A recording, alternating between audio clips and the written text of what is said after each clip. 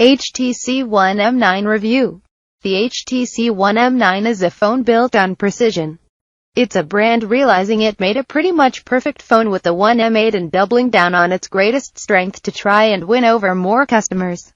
It's dropped the maligned 4MP ultrapixel sensor, bumping it up to a huge 20.7MP option in a bid to attract those that feel safer buying a phone with higher numbers on the spec sheet. Design. Let's get this out the way at the start. The design is by far the most amazing part of the HTC One M9.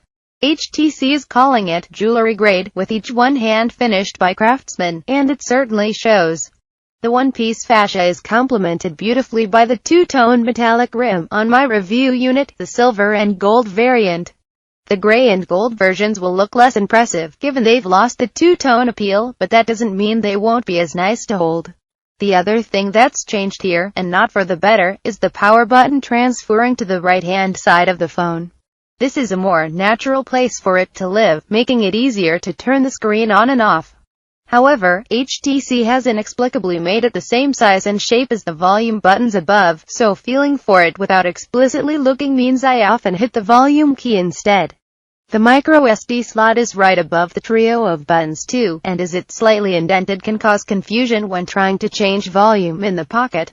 It's hard to tell which is which, even with the phone in your hand. The extra ridges on the power button don't help enough. Screen. One thing HTC gets lambasted for is the extra space around the screen, with people saying the HTC logo doesn't need to be on there, surrounded by a black bar that many think is there for show. It isn't. It's packing screen components that have to go somewhere, as HTC has extended the length of the One M9 through the need for decent audio chambers to pump out boom sound, and I'd rather have the powerful L speakers than an identical smartphone. The M9 is actually a little smaller than before, despite having the same 5-inch screen as last year. In fact, it's an identical screen to last year's model with a 1080p Super LCD display covered in Gorilla Glass.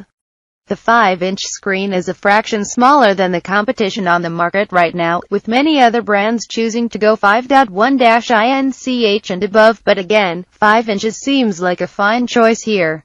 There's a fair amount of bezel on the One M9 compared to phones like the LG G4 and the Galaxy S6, and that's more pronounced due to the extra metallic lip that's running around the edge of the phone.